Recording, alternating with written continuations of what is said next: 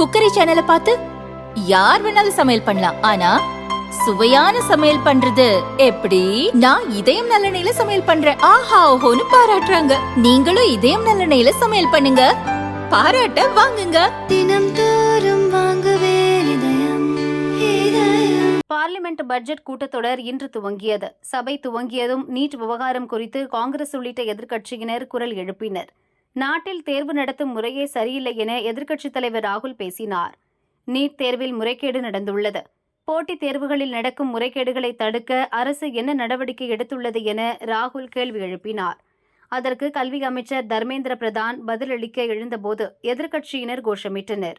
प्रधानमंत्री मोदी जी को प्रधानमंत्री की भूमिका दिया है, मैं उनकी निर्णय से यहाँ उत्तर दे रहा हूँ सदन को।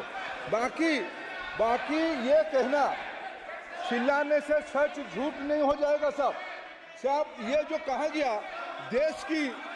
देश की अभी की एग्जामिनेशन सिस्टम रबिश है सर, इससे दुर्भाग्यजनक बयान देश की नेता प्रतिपक्ष का कुछ नहीं हो सकता है सर। मैं कठोर शब्द से उसको निंदा करता हूँ. கூச்சலிடுவதால் பொய் உண்மையாகி விடாது. போட்டித் தேர்வுகளில் முறைகேடு நடப்பதாக சமாஜ்வாதி எம்பி அகிலேஷ் கூறினார்.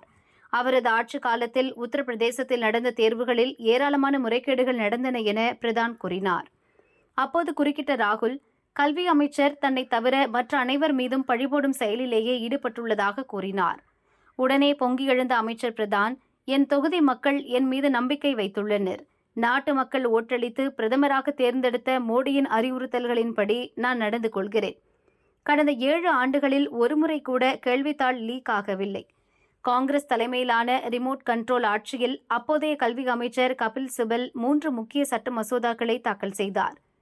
தேர்வு முறைகேடுகளில் ஈடுபடுவோர் மீதும் கடும் நடவடிக்கை எடுக்கும் வகையிலான அந்த மசோதாக்கள் யாருடைய அழுத்தத்தின் பேரில் திரும்ப பெறப்பட்டன என கேள்வி எழுப்பினார். அமைச்சரின் பேச்சுக்கு எதிர்க்கட்சி எம்பிக்கள் கண்டனம் தெரிவித்து கூச்சலிட்டனர்.